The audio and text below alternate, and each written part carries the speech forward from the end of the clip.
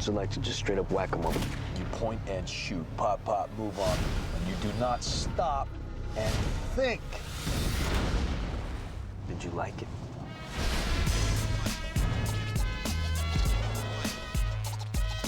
From the creator of Training Day. What's up, Sylvia? Cute little outfit. What up, dog? Those are copies of your resume. Call me if anything happens, okay? I love you. I love you too. Honey, no drinking. Breakfast. Oh, I gotta find a job and placate my baby. Should be cool. Department of Homeland Security wants me to come in tomorrow to start testing. That's what I'm talking about. Craziest head I know is gonna be a Fed. I'll be super recruit. You're gonna love me. Yeah. Some very important people have an eye on you, Jim. Recognize these guys? You should work in a deli how you slice these guys up. I need someone who can get things done on my task force in Colombia. I'm supposed to get married, sir. I got Colombia. If it's not what you want, you can hit the door. What exactly would I be doing? On the streets of L.A., This is our last chance to hang. Let's roll. loyalty is everything. One boy! You're a dead man. Leave him alone! Deception is everywhere. Kick back, have a couple pistos. So you like them? Crack! Turn that vato into a fountain of blood. Don't phase you at all? And the only ride You crazy and you're dangerous, and my biggest nightmare is you with a badge. Who are you looking at? is to the edge. Jim, slow down. I want a cop to pull me over. Yo, what was your problem, psycho? Are you gonna be happy once he's dead? Christian Bale, Freddie Rodriguez, Eva Longoria. I'm going to jail. I can dump these guys. These hands! You're like my brother. You're all I got. Harsh times. I'm a soldier of the apocalypse. Very riveting. Riveting. Coming soon, but in fact, it's already out on DVD. Coming soon later in the show. We'll be looking at that in our DVD picks. The show that is Popcorn. Popcorn, the show where we look at all manner of things, pop culture. And many times corny. Many times. All the time. All the time. Well, most of the time. Most of the time. So. You're Tim Boehme. That's right. Who are you again? Matt Keeney. Oh, yeah. Is the name. A couple of gentlemen who Regular like Joes. pop culture. Yeah. A couple of teachers. Yeah, well, that's true. I don't know if I want to disclose that. You can sign up for Matt Keeney's class now. Yeah, TV production. So. By the way, please do sign up for my Shakespeare class. They're going to cancel it. So, anyway. We've done our part, our educational part of the show. Now we can move on. Yeah, move on. PSA of the day. So, what have you been doing since last time? Not too much. Same stuff. Chilling? Chilling. Seen a few movies. What'd you see? In the theater, most of them have just been pretty terrible movies on Showtime. Ones that no one's ever heard of. But I saw Role Models in the theater, which was pretty funny. It was a good one. Good reviews. Paul Rudd was good in it. I can never remember his name, but I just know him as Stifler from American Pie. Yeah, it was pretty funny. So, yeah, you know, not a movie for the kids, but if you're an adult, yeah, I heard it was the hard R. It was, and some funny scenes there. One of the big things in the movie is one of the kid who played McLovin.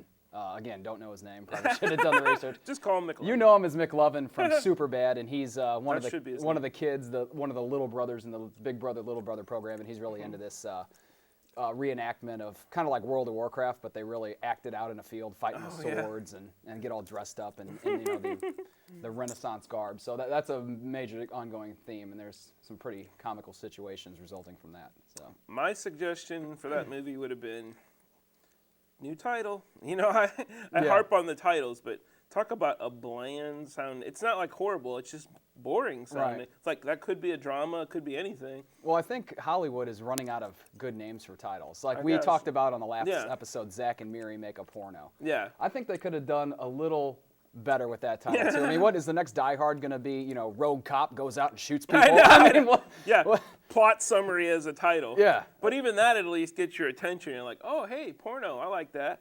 but what do you do? Role models. It's about what? Two guys who are, and I actually thought. And they're really not role models, right. of course. The trailer, to me, made it almost, and the trailer wasn't great either because it almost made me think, oh, this is going to be one of those things where they learn something. And they probably do. But it really is raunchy. It's more adult comedy than, So I wish they'd promoted that more. But anyway, I just was too lazy. I meant to see that one, but. Well, it's not a bad one to wait for DVD for. I mean, it's not a must-see in the theater. Hold on. Usually the ones in the theater, I like to go to the theater, the ones with the big special effects and sound and stuff. And this, of course, didn't have it. So. Well, let me give you another one to wait till DVD, and then when it comes out on DVD, still don't see it.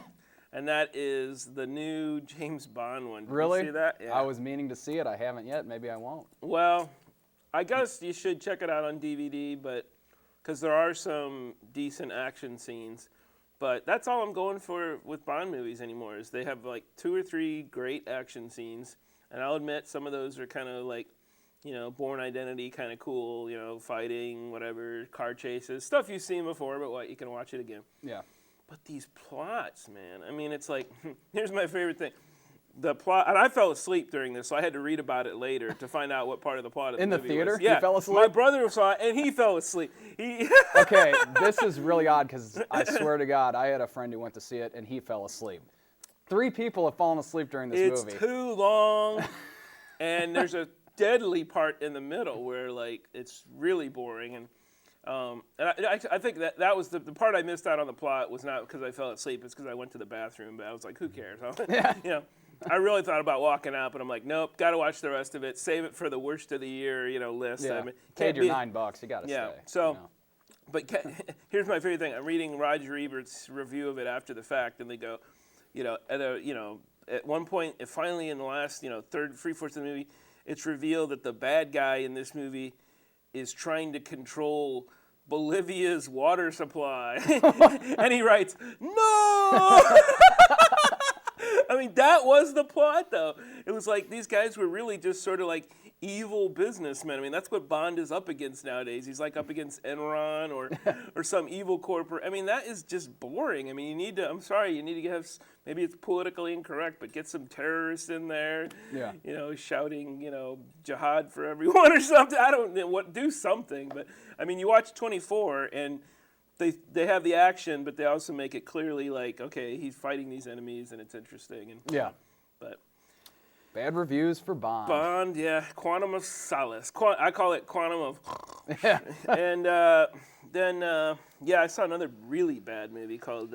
this one's probably going to be the worst movie of the year for me because when we come back in January, folks, we'll have... I'm going to have my 10 best, 10 worst of the year, my favorites, my least favorites. And I firmly expect that number 1 on the list will be this movie called Synecdoche, New York. I'm not even sure how to pronounce it. Never heard of it. Another movie where I fell asleep. Is it in theaters? It's at the Tivoli. I was going to say, yeah, where, because I haven't Tivoli seen it and probably Frontenac too. So just an art house movie. Mm-hmm. But I'm sure it's going to get like Oscar nominations, and it's so bad. I mean, I just can't understand how some of these artsy-fartsy movies, like, they fly. Like, I remember when The English Patient, everybody loved The English Patient. Yeah.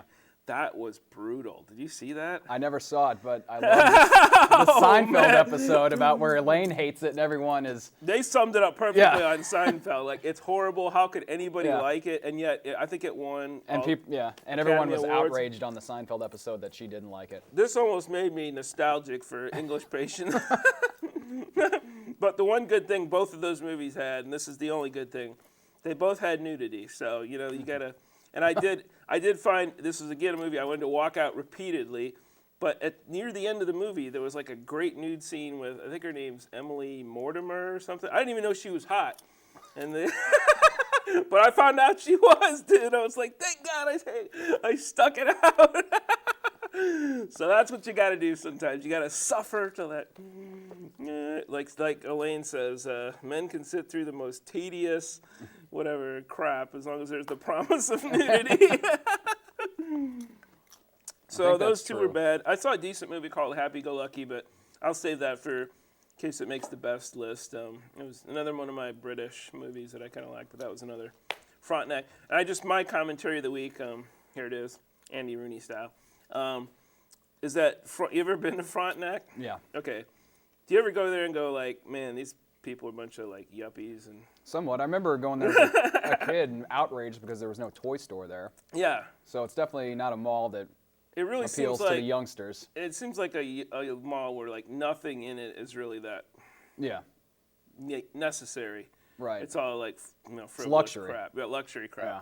But I'll give them 2 props. And I just the people that go there, I'm like, you yuppies, but whatever. I shouldn't do that. I could be a yuppie in another life. But anyway, so they have a really good bathroom, as you would expect. The yuppies aren't just going to go in a dump. They're not going to go in a porta potty, right? They have rose petals on the sink and everything. But here's what's cool about it's not just that it's clean and everything, but they have, this is like a Seinfeld. Remember when they had the thing where they wanted the stall doors that go all the way down to the floor to hide your feet? Yeah. I never thought that was a problem, hiding my feet. But what I do like is that they have these dividers between the urinals, and the dividers go up so that you can't see the person next to you. So there's none of that. You get up there and get the shy bladder syndrome going on when somebody's standing. You ever get that? I get that all the time. It's annoying. I have to sometimes leave and go into a stall. So, what is this show becoming? So they got that, and maybe I wouldn't have fallen asleep if I'd seen Quantum of Solace at Frontenac, because they also serve coffee. And then they have the convenient urinal when you drink too much coffee. Because what the hell? I mean, why coffee? It's the cheapest thing ever to make, and you can still charge $3 or $4 for it, and I'll pay that because I'm used to paying it at Starbucks or whatever. And I saw this movie, and I was like, drinking coffee. Can't get it at Ronnie's, I don't think. I don't know. I've tried ordering coffee before at like one of those Ronnie's. And so you drink your coffee and then you go to your very nice private My bathroom. nice, I will. It's a bit of a walk though. You kind of a little bit of a haul to the bathroom, so it's not like it's right down the hall. But anyway, so good times at the movies. But you've got to go to the movies because TV sucks. It does. And there's still a handful of shows out there this season that I still enjoy. The Office is one of them. We've talked about that before. Yeah. It's Always Sunny in Philadelphia. I think it's pretty funny. Yeah. We were discussing before we went on air here about the Sarah Connor Chronicles. I always say the Sarah Connor Chronicles. Yeah, they might have simplified the title on that one. And I'm a Terminator fan. I enjoed all 3 of the movies. The new one looks very good. Have you seen any of the clips for that? Terminator Salvation? Yeah. So first when it came out, I thought, this could be pretty cheesy, and it kind of is, but I think it has gotten a little bit better. Yeah. The plots have gotten better. I've missed a good portion of the first season, so I'm kind of... I would just not worry about that. Right, I don't think you need to. It's pretty obvious what's going on. One of these shows where the first season when they were just getting their footing, and I actually quit on it, like I guess you did.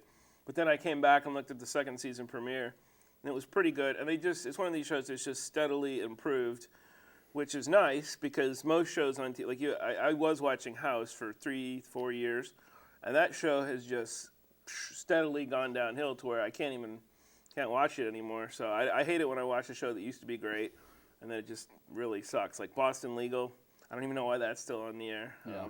Supernatural's another one though that they had a couple of so-so first season or 2, but they're pretty rocking now. So if you're into the Buffy Angel type stuff. So if you're into Terminator, if you enjoyed the series in the theaters, you might want to check it out. I think it's worth a look. And which brings me to my other point, which is when I was watching one of the episodes last night on my DVR from a few weeks ago, I saw the first commercial and trailer for the new Star Trek movie. Dun, dun, dun. Have you seen it? Yeah. It looks pretty good. Looks good. Are you a Star Trek fan? I am.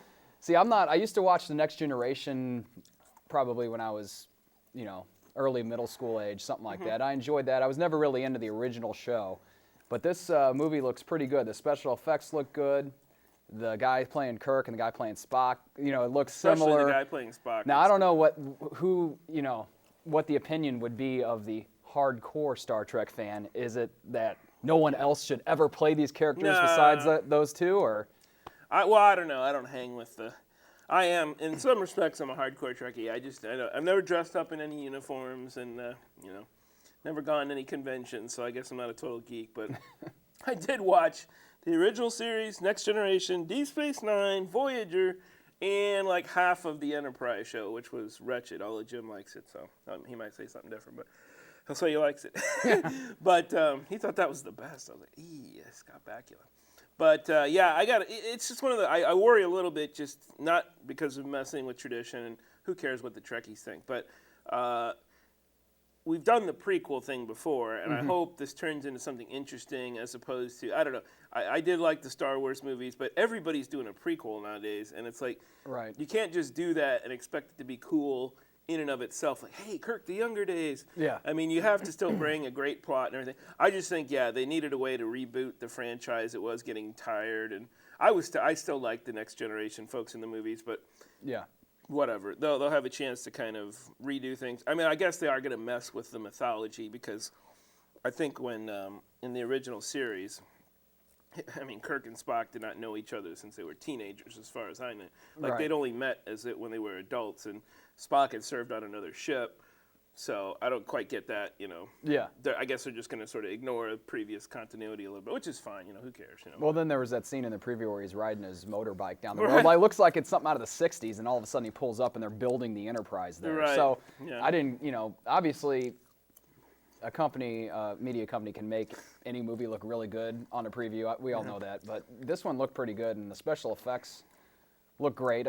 I mean, you compare them to the old Star Trek. Obviously, there's no comparison. It's like little wire. You see the crayon. But have you read anything? Do you know? Is the premise that this is the first ship being built for the fleet, or is they just building a new Enterprise? And I think it's it looks, because that's what it looked like to me. Like that, this was the first ship, and they were. Well, and I even know like I don't know if you saw I've seen like the original pilot for the show. And then I've seen this 2-hour episode they had later where they took the original pilot they made, they hadn't shown, and they somehow made it into an episode later.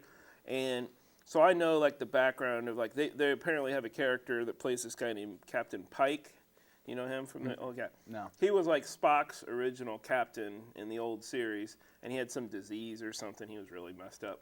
But at one point he was a good captain until he got messed up. And so and they have this guy named Bruce Greenwood. I think the name's Zach.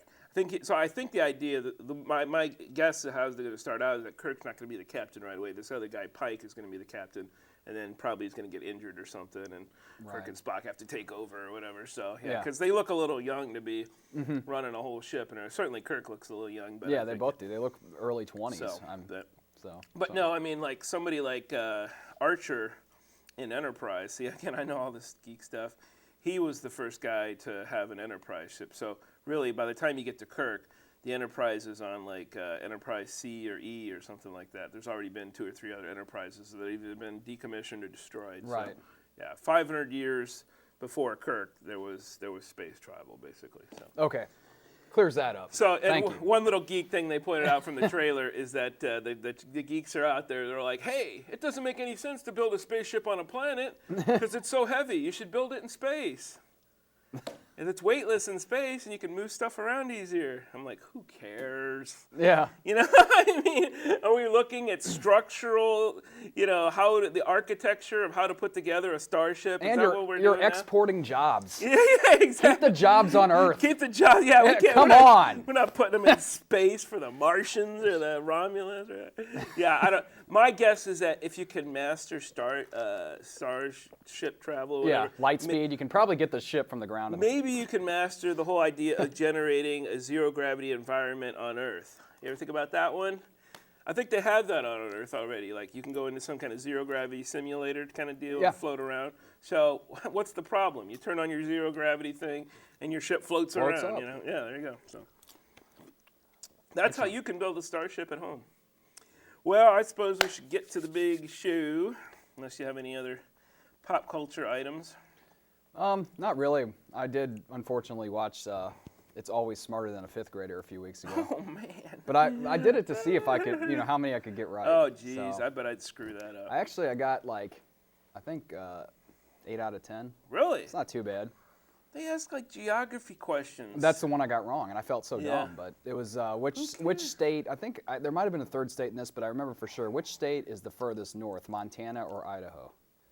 the furthest north, Montana or Idaho? I would definitely say Montana. And you would be wrong, Of which course. is what I said. That's why I should have gone Idaho. You know, Idaho, I guess, has that little region that snakes up. You know, it's just a geez. little farther north than Montana. There might have been a third state in there, I forget. But I'm afraid I don't view geography as that integral to my life because I have no desire to go to Montana or Idaho, frankly. So. Really, the reason I turned it on, I'm just a huge, huge Jeff Foxworthy. Oh, yeah. The best. You really can't be a big enough Jeff. I got to say, that guy, you know, what, go ahead. Well, how long did he run on the You Might Be a Redneck? He's still, what do you mean? He never stopped, dude. They did, when they roasted him, they like totally mercilessly mocked him. Like one stupid little catchphrase, and you built this entire industry and career, got a sitcom. That was, and by the way, that brings to mind what I saw the other night. I don't know if you caught this on TBS. They had the roast of Cheech and Chong. Oh, really? No, I didn't see it. I could think of funnier, more relevant people to roast, but then again, they always pick some broken down person who's ready to retire. But roasts are really, that's where the comedy is these days for me. They just tear it, and they of course they curse, but they bleep it and everything. And I mean, anytime I watch one of those on Comedy Central, it's hilarious. They're raunchy too. They're raunchy. Real Maybe that's raunchy. more my kind of comedy. Like I can't really get into sitcoms; they seem a little too tame to me. But they cut loose on those, and they're just brutal to everyone. You know, so good stuff. Roast of Cheech and Chong. I'm sure. And they're, I wanted to catch them. They're coming to the pageant in the really? Yeah, I heard they were. Tickets are like, well, it's sold out now, but tickets were like $60. To see Cheech and Chong? Yeah, I thought that was a little high. I guess they need the money. Holy cow! But it was a little high. A little Yeah, they didn't have there wasn't a deficit in marijuana jokes. Let's put it that way. I just wonder. I guess they started off as stand-up comedians. I mean, what would they do? Just do stand-up? Apparently they did. I mean, I had forgotten this, but they recapped a little bit of their career, and I guess they used to make comedy albums. Right. And that's why that's how the movies came from. I guess. Kids in the Hall came a few months back, and I didn't get a chance to go. I wanted to go to that too, and I was wondering what the format would be. Would they all four of them be up there doing skits and stuff? I don't know, but I would imagine that would be the format for that. But I think with Cheech and Chong, it's some kind of variation on stand-up. I think they're just doing voices and stuff, like doing little characters. Mm-hmm. So I don't know. I never really got into those movies, but it was fun to watch them get torn. Because of course, with the roast, you don't just make fun of the guys being roasted. You make fun of anybody who happened to show up to the roast. Like they had Tom Arnold there. I mean, they just whooped him over Roseanne like 1,000 times. Like how he was nobody. That kind of thing. Man, I can't remember. They had Ralph E. May. Greg Giraldo, I don't know if you know him. Yeah. He shows up to all the roasts. That's all he does now. He's like a roast master, and he always does the funniest stuff. He just, great stuff. So check it out, folks. I'm sure it'll be on a DVD shelf near you someday. So what do we got coming up on the big show? What do we have? Well, right up next, we're going to be looking at what is in theaters. And I got to say, I'm kind of excited about this because for the first time ever, I have already seen a movie, and I'm seeing commercials now on the TV that say, opening December whatever in New York and L.A., The Wrestler. And I'm like, I've already seen that movie. It's not even in New York and L.A. yet, and I've seen it in little old St. Louis. What is going on? Well, this movie, The Wrestler, was part of a St. Louis Film Festival. And I don't know if that's just the name of it, or it probably had some better name. International Film Festival, I think. I mean, Brian will know, but myself and Brian Peters checked that out, and we'll give a review of that. So that's kind of cool. What's new in theaters? And then later we have our DVD picks. I think the theme, we didn't really have a definite theme this week. I think it was sort of either undiscovered, sort of movies nobody's ever heard of that are pretty good, or maybe the other idea was that movies were about, small-time hoods or crooks screwing up kind of thing, that whole sub-Pulp Fiction genre of dumb criminals kind of thing. So, yeah, I've got a movie that you saw the trailer for at the top of the show, Harsh Times, and I think Jim's movie's called Big Nothing. Yes, and the clips for that were hilarious. Yeah. I do want to see it. I haven't gotten around to it, but we had to edit out part of one of the clips because of a little adult content. However, they're funny. Yeah, and, Jim really busted a gut over that. Maybe I was in the wrong mood when I saw it because I didn't laugh quite as hard as he did, but as he claimed to have. But he said he and his son saw it and laughed and laughed. certainly was something I had never heard of, and it's decent. Yeah, and, you know, David Schwimmer. And I know, Schwimmer brought it. He's huge, right? He used to be good when he was on NYPD Blue, and then he did the Friends, and it was like, uh-oh. Yeah. But maybe he's rehabilitating his image. But you all got to stick around for the grand finale of the show. And if you're a fan, I use that term loosely, of the show, you'll know we air in the past, some pretty cheesy movies, some pretty cheesy public service announcements, and I think today, the one we have, Visiting Santa Claus, because this is our Christmas episode. That's right. You can see from the decorations. Last year, we brought in a tree, had a fire, all that.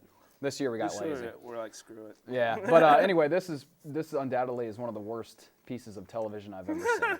So, and you picked one out, too. You can tell us about that. Yeah, it's kind of hard to explain it's kind of hard to explain why I picked it. Well, I was doing a search, and I was looking for Christmas stuff. And I think the video I picked literally like mentions Christmas once in the first minute, and then it doesn't mention it at all like the rest of the whole thing. You know, I don't know. I can't recall. It's been a while since I've seen it. But I know they mention at the beginning, like this guy, it's Christmas time. Yeah. But anyway, it's a funny little heartwarming, It's a Wonderful Life, but not quite kind of thing about mental hospitals. They're still out there, I guess. I don't know. Have you ever seen a mental hospital? I mean, are they out there? They're out there. Okay.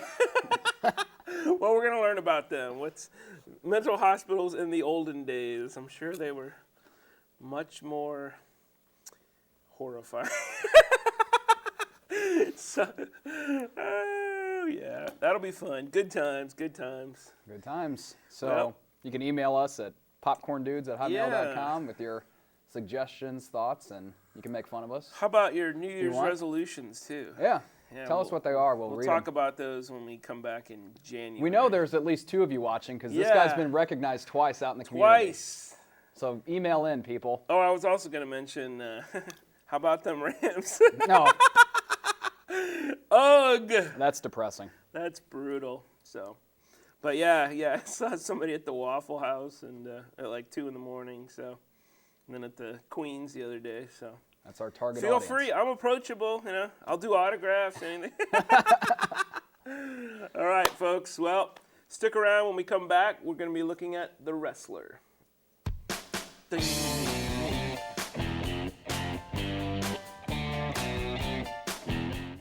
You may not know their names, but the students who are helped through a Jefferson College Foundation scholarship carry thanks in their hearts.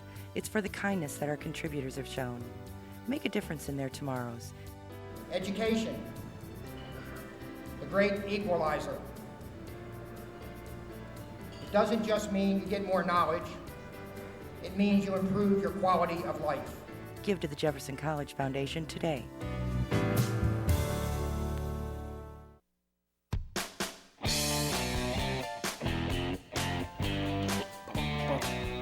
Tell us about your Christmas card. Hey, folks. This is about as festive as I get. It's got some red in it. That's the holiday show. You know, one thing I noticed when I looked at our last episode, we kind of just do have like, suddenly we're doing one segment and we go to commercial and we come back, it's like somebody else is sitting there. We don't even say like, and Brian Peters is going to be here in our next segment. Nameless. Matt looks different. His hair color's changed. Yeah, I'm Brian. You've seen me before. It's good to be back. And you'll see him again. Yeah, at least once more. Before the end. So what's going on, Brian Peters? Not a lot, man. Grading misery. Yeah, it's hard to have that holiday cheer when you're buried in essays. You see the smile, though. All for TV. Well, just spike that eggnog. So anyway, I was telling the folks earlier that we did a little festival, and I don't know if you noticed. And well, no, you don't have a TV, right? No, I don't. So check it out. I'm seeing commercials now where they're going, coming in December in New York and LA, The Wrestler. I'm like, wow, I've seen something before Big it's city. like I went into the future and saw a movie and came back. One of the rare occasions in the So Midwest, what was this? Was it called the Internet? We saw this at the Tivoli, and it was the St. Louis International? St. Louis International Film Festival. Okay, yeah. So had some good selections. I wish we'd gotten to see, we were just too busy, right? Yeah.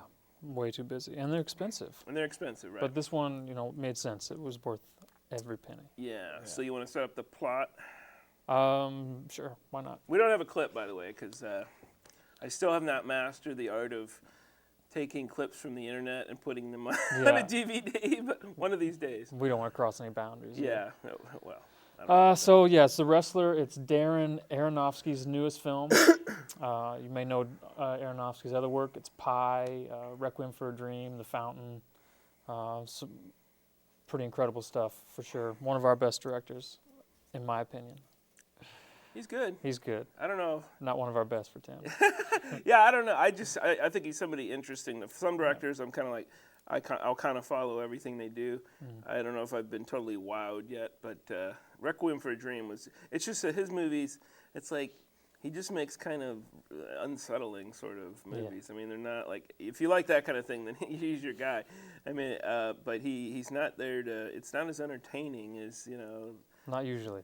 But in this case. Well, this one was a little more conventional. Right. So, so it's called The Wrestler, and stars Mickey Rourke as a washed-up pro wrestler who's trying to make his living off of local events. The film won Best Film at the Venice Film Festival. I know it's airing for the last show of the New York Film Festival. I mean, it's... Last show, wow. Yeah, it's getting top billing everywhere. It got the last show at the St. Louis Film Festival. In any case, widely anticipated film. And basically just follows this guy's misery and depression. Some of his joy. And very brief glimpses of joy, for sure. But it's violent, it's gruesome, it's gritty, it's edgy, it's everything I think a film should be. And it's got a stripper character. It's got a stripper. Played by, what's her name? Marissa Tomei. She's supposed to be aging and no longer as desirable as she once was, but yeah, that hag when you see Marissa Tomei. Aronofsky, definitely missed the you needed to shoot for somebody like Peg Bundy, the actress that plays her. I mean, she's still good looking to me, but if you want a little bit more, aged, I mean, Marissa Tomei is not that. You got to give Marissa Tomei props because this is one of my little pet peeves about when. Movies are fascinated with strippers and with strip clubs, but rarely do you actually see nudity. And well, you do in some movies where it's like some character, some actor nobody cares about or nobody knows, right? Just extras kind of stuff. They'll have nudity then. But if it's a star actor like Lindsay Lohan, when she was in that horrible movie, that, I don't know, it was called I Know Who Killed Me. I think it was my worst movie for last year. And I got to admit, I probably rented it just to see if Lindsay Lohan was naked in it, and she wasn't. And there was like a clip, I was reading this Playboy article, and it said something like, here's Lindsay Lohan looking vastly overdressed for her job as a stripper. I mean, it's like, come on, if you want any kind of realism, I mean, they do take their clothes off. It's not called a skimpy dress club. I mean, it's a strip club. So Marissa Tomei, she goes the distance. I mean, I guess it's not a she doesn't strip bottom off. I mean, it could just be a topless club. No. She works. That's realistic. She works it out like she you does would imagine the private stripper. rooms. Exactly. Does the table dance or whatever. Yes. So, but her character, I think more and more, I kind of want to see this movie again just to see how it holds up to a second viewing. But I know initially you had a couple, we both gave it a 4 out of 5 when we had to rate it at the end of the movie, but I think your 4 was like a 4- or something. Yeah. And I think in part it had to do, her character's a little bit of, it's, the stripper with a heart of gold, the hooker with the heart of gold, a little bit of a cliched character, and the daughter. Yeah. The daughter's been mistreated by the father all her life, and he wants to make amends and apologize for everything, so she welcomes him back. We've seen this storyline 50 times. And he's going to disappoint her. And he's going to mess it up. And he does. So for me, the writing was C+, B-, but the acting, no doubt, took it to another level. Elevated, one of the best performances of a male lead I've ever seen. Yeah, and that's for me. I'm willing to. And the other, he works at a deli. You just know he's going to screw up the deli job at some point. But it's how he screws it up. Yeah, you're right. We won't get into that because that's one of the kind of shocking. We saw this with another guy, a colleague named John Plyman. He was, I think he was disturbed by that scene. He was. He couldn't yeah. heat it. So yeah, he loses his job in a very interesting way. Not too many people go out like that. No. So we'll let that be a surprise for you, viewer. But I will say, yeah, there's not a lot of other surprises in the movie because it is formula. But you go to a movie like, you see, this is like watching Rocky. Mm-hmm. And I actually have heard like the latest Rocky movie, just called Rocky Balboa, was like pretty good. It was. The original, oh, you saw that? Okay, yeah. Original Rocky was good. I don't know, they maybe hit the skid somewhere in the middle there, but I don't know, Crusher Creel or whatever the heck is it. But I will break you. But so going into this, okay, well, the funny thing about it is that's the way fights are, wrestling, boxing, whatever. It's only going to end one of two ways. He's going to win or he's going to lose, right? I mean, that's usually, and I mean, it's not quite it doesn't boil quite down to that in this movie, but in his life, it's sort of like either the dude's going to be on top at the end or he's going to be crushed or something, usually. And right. I thought they had an interesting, I mean, they didn't quite spell it out so perfectly at the end, so I thought there was a little ambiguity. Well, just to maybe touch on that, I mean, it's sort of physical, but also a metaphysical battle going on throughout the movie. Yeah, which I really dug because I mean, it's kind of a tired metaphor, but the way that it's staged on screen doesn't feel tired or played out or weak. It means really strong. And if you're looking for some kind of like thematic, or I don't think I could make a whole necessarily pop culture analysis paper out of this movie. Maybe, I don't know. Could you? I could probably try. We could both put it together and get something. But the one thing if I would analyze a theme or something deeper, because I had a friend who was interested in wrestling, and he would read stuff like, I mean, like, have you ever read Artaud? Do you know about him? Was he a philosopher or film critic or something like that? Philosopher, yeah. Yeah. But he had something to say about movies, too. He had some kind of quote about how the theater is meant to teach us that we are not free and the sky can still fall on our heads or something like that. So this notion that, and that's this guy, the sky is going to fall on his head kind of thing. And at one point, Marissa Tomei gives it, I don't know, she remembers an exact Bible quote, so it seemed a little unrealistic to me, but it was from, I don't know, Isaiah or something like that, and it says something like, by his wounds we are healed.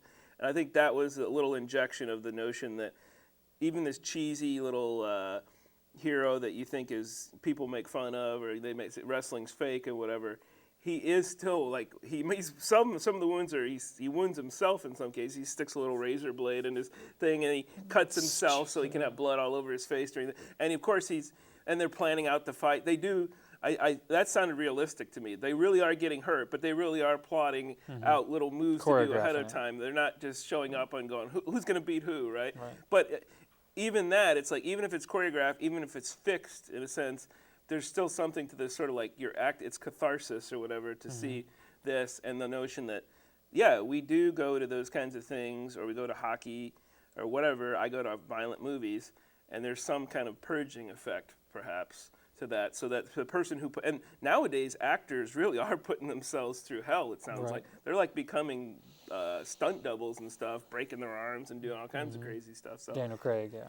Daniel Craig, right? Yeah. So I do think there's something to that. Like they're physically punishing themselves for our. I mean, maybe it's just for our amusement, but there's something healing in amusement to just plain old, mindless entertainment. Or there's nothing healing in it. Could be that. And we're all doomed. The sky can still fall on our heads. Yeah. It will always fall on our heads. It will always fall on our heads. Oh, how cheery. Good old Christmas message. Well. Peace on earth. The trailer I was going to try to download, but dang, Real Player wanted to charge me $40 for it. What? What? No way. We'll figure out how to do that someday without paying for it. But they had a great trailer for it, and they had this quote from David Anson, I think from Newsweek or something. He says, "Witness the resurrection of Mickey Rourke." And that's one sort of, if you want a story on the side about this movie, is that, what happened to Mickey Rourke? That's always, I think people have been asking that for like 5 years now. It's like every once in a while he's in a movie, they're like, hey, he's back. For 3 or 4 minutes. Yeah, that's the thing. He's always had these really small, I went and rewatched The Pledge, and I'm like, oh my gosh, I thought this guy had a longer. He's got like literally almost like 30 seconds in the movie. I think it's like, 3 minutes total. Yeah, 3 minutes. Total. I'm like, what? What happened? How did I mean, it was his powerful acting that made me think he had a bigger role in that movie. But it was one little scene. Because he shows up, Jack Nicholson. I mean, he's so good in it. Nicholson has to step up. Yeah. I mean, that is the most realistic I have seen an actor look like. He was literally crying. Like he breaks down, and then he kind of like snaps out of it, like towards the end. But woo, that is some freaky stuff. Well, for those of you who don't know, Mickey Rourke was basically living on. He was a derelict. He was living in a $400 or $500 a month studio apartment. Hey, that just hit the skids. Yeah, for an actor, I guess. Yeah, for an actor. For a guy who was successful. No one would hire him. He was a drunk. He was a lout, a brute. I mean, just no one wanted this guy. And then all of a sudden, he got one little bitty role. Was The Pledge the first one or something? Or? I think The Pledge was the sort of Sean Penn movie. Yeah. Right. Penn went over and took him to rehab and said, "Come on." Yeah, basically you're going to turn your life around because you're too talented to waste it. Wow. And then he got that. He was Marv in Sin City. And if you haven't seen that, we're going to look at a clip from that in a little bit. Oh, sweet. So, yeah. And Marv is like one of my favorite characters ever, man. Ever. Awesome. Ever. Yeah. And now, he is rejuvenated. Man. He's the real deal. That was, I mean, that really, and he's had little bits, and I mean, I guess some actors kind of get this thing, like, who else? Like Deborah Winger got like a really bad reputation. I guess they just get this, or Val Kilmer. You're difficult.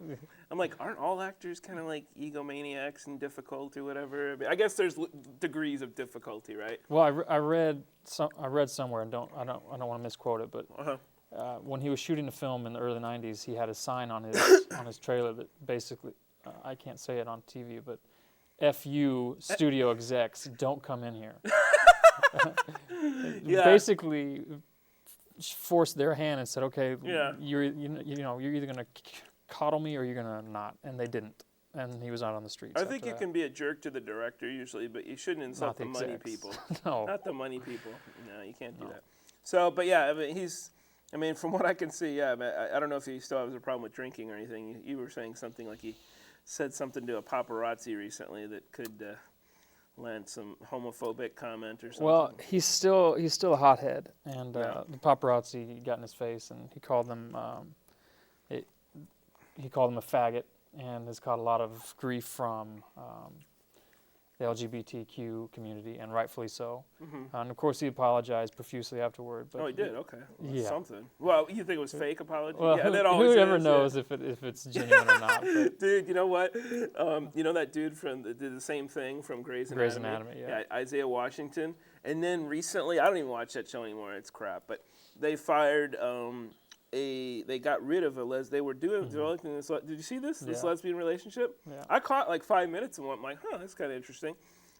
Lesbian relationship. And then they scrapped it. And then the very next week it was gone. I'm like, what the hell? But it just looked like it didn't even look like it wasn't like done in some kind of like weird whatever pervy way like I would have preferred. But it was, they were developing real characters here, and it was just like this woman discovering her sexuality. It was sort of like, wow, they're gonna do this realistically.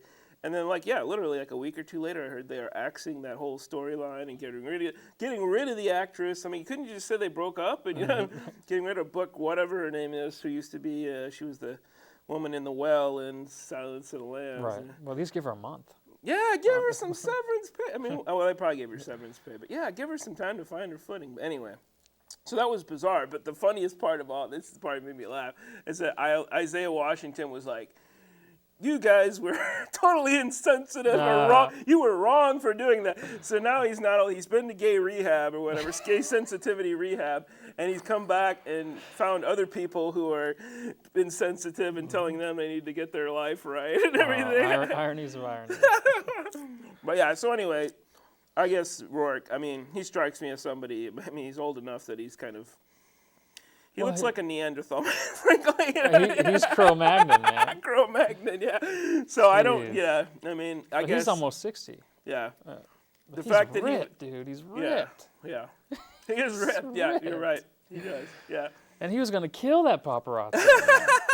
You're lucky. Lucky just called him a name. Yeah. So anyway, yeah, I think, but there is something about this character, and I guess you were saying your comment afterwards that there didn't seem to be any acting there. That the one thing that struck me is that he's almost on the unrealistic side, a very sweet guy to most of the people he talks to. You expect a wrestler guy to be all roided out or something like that, and just to be yelling at everybody, but he smiles all the time, and he's gentle, very gentle. He signs autographs and stuff like that. So I sense that maybe, who knows, maybe it's all acting, but from what I've heard of Rourke, seen interviews and such, I mean, I think he's probably a decent guy, but yeah, he's got a little bit of a couple of screws loose or something, maybe, who knows. he's had a rough life. A little too much drinking. Might want to ease off on that. So, well, folks, Brian mentioned what I would call a performance pretty much to rival what we saw in The Wrestler, I thought. The movie called Sin City, and if you don't know it, I mean, I think this is one of those movies where we're not going to look at the whole thing because I think a lot of you have heard about it and probably seen it. If you haven't, you got to go out and rent it. I mean, it's pretty friggin' awesome. Yeah. It is, and a little preview of things to come. It's co-directed, did you know this, by Frank Miller. They actually had a credit there. Robert Rodriguez was really the director, but he got Frank Miller a co-director credit because Frank Miller wrote the Sin City graphic novels, and basically Rodriguez was like, I want you by my side while I'm doing this. So, and it's funny. It's like, you look at a comic book and all these, there's your storyboards right there, right? Yeah, he's done all the work. The whole friggin' movie, yeah. So it's broken up into different segments based on the different novels or graphic novels that there have been in the Sin City thing. And the first one is my favorite. I think it was published as something called The Hard Goodbye, something like that. Yeah. So I read that when it came out. I was pretty blown away. And this was coming off of Frank Miller's success with Dark Knight, his making Batman a whole lot. And that really, thematically, that was like Batman as sort of a washed up, and then he turns it around and becomes triumphant again. So, but I looked at Sin City as just him throwing off any of the corporate shackles and saying, I get to do my own thing here. I'm gonna just totally go gritty and noir and everything. So, it makes a great movie, and we're just going to look at a clip here. It's got two of the things we like. Well, I'm not saying we specialize in this, but we have. This is the second time we've killed a priest now in a clip. I mean, these Hollywood movies are pretty hard on priests these days. If they're not being charged with sexual harassment, they're just getting blown away. Shredded. So so that's not really something we like per se, but it's whatever. But we do like the old headshot. Somebody getting shot in the face. We got to clean it up next time. People just dying, period. We like that in our clips. So here's some of that as dealt out by the Mean Man Marv. Mean Man Marv. Baddest man around. And what have been your sins, my son? Well, Padre, I don't want to keep you up all night, so I'll just fill you in on the latest batch. These here hands of mine, they got blood all over them. You're speaking figuratively. I need to find something out. I just go out and look for somebody that knows more than me, and I go and I ask them. Sometimes I ask pretty hard. By way of, for instance, I killed 3 men tonight. Tortured them first. You might say I've been working my way up the food chain. First 2 were minnows, small-time messengers. But it was Connolly, the money man who fingered you, Padre. Dear Lord, man, this is a house of God. Just give me a damn name. Rourke. You really are pushing your luck, Padre, feeding me garbage like that. It can't be that big. There's a farm out North Cross and Lennox. It's all there. Find out for yourself. While you're at it, ask yourself if that corpse of a slut is worth dying for. Worth dying for. Worth killing for. Worth going to hell for.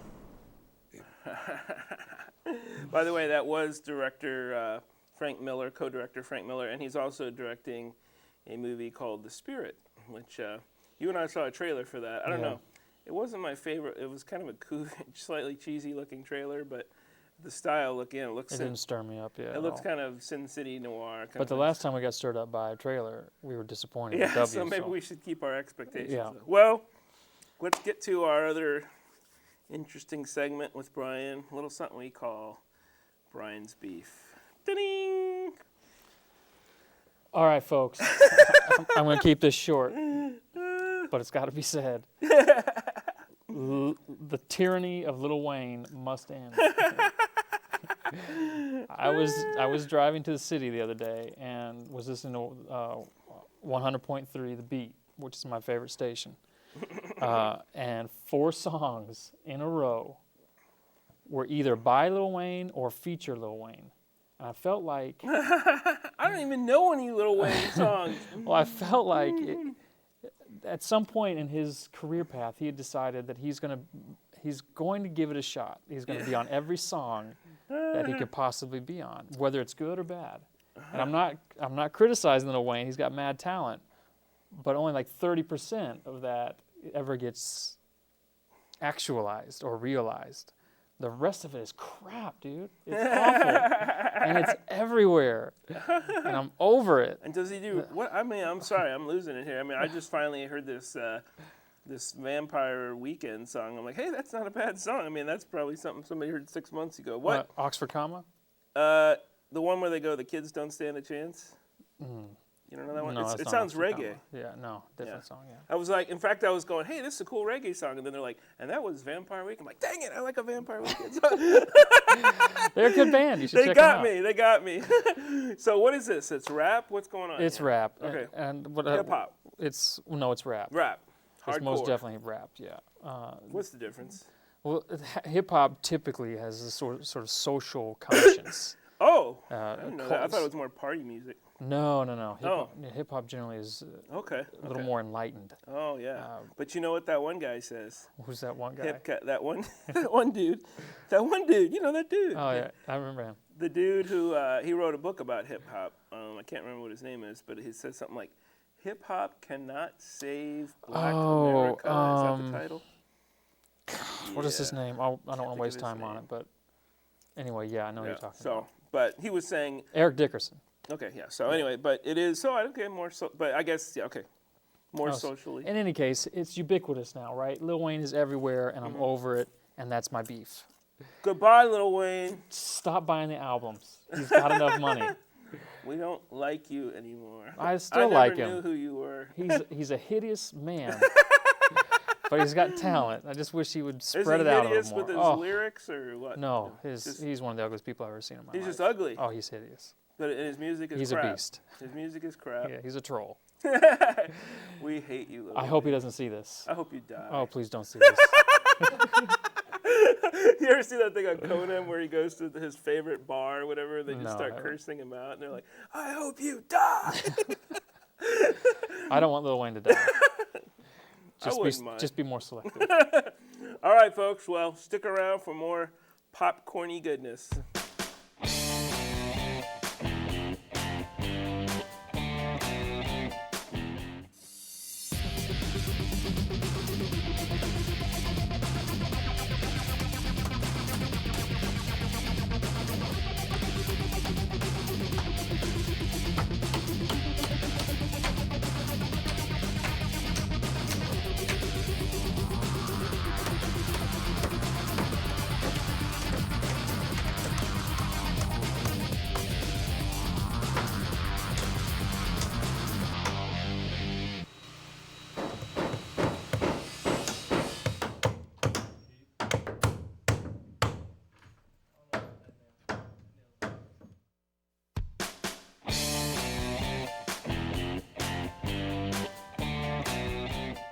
Hey, Jim. It's the Tim and Jim segment. Obama bump. Tim and Jim. It rhymes. Well, hey, what do we got tonight? We got a special theme. The What's the theme theme is incompetent crooks. Yeah, I used to call it criminals screwing up, but I guess incompetent crooks is a little cleaner. But yeah, I think this whole genre was sort of subgenre was probably existed forever, but or since movies were made. But I think Tarantino kind of inspired a whole new generation of these sorts of movies after Pulp Fiction. Talk about there's that great scene with Bruce Willis, who decides to go to the bathroom and he leaves his automatic weapon on the counter, and that's a big mistake, it turns out. But that's one of the. I would have marked the top of the incompetent list of the crooks in that movie as accidentally blowing a dude's head off. You gotta have an opinion, and then having the rest of the movie be about cleaning up and washing part of the movie. It was interesting, very time. Yeah, that was a great movie. It was one of my favorite movies. A lot of that thing was about screwing up because Bruce Willis gets into trouble because his girlfriend leaves behind, and that's the big thing to screw up on. You're more of a screw up for going to get the stupid thing to watch. Well, but it had a lot of history with it. That's watch. True. It did have a history. I mean, there was some reason. And let's not go. The 5 minutes with Christopher Walken is just one of the five. It was brilliant, absolutely brilliant.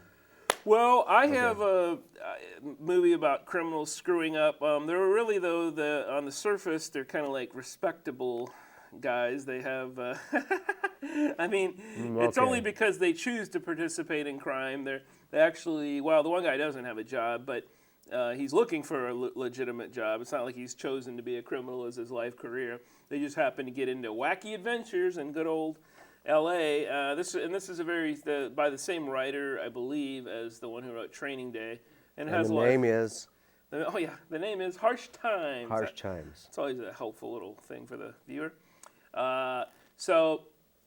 This first clip we're going to look at involves, well, of course, dumb criminals. They like to smoke the wacky weed a lot, and unfortunately, the lead guy, Jim, played by Christian Bale, he's got a great new job, or at least a job opportunity, but then he realizes, got to have the old P test. But this first scene we're going to look at, he's just mentioning that he's going to have this test talking about it with his friend and his friend's wife, and this is a little scene where they're having some breakfast.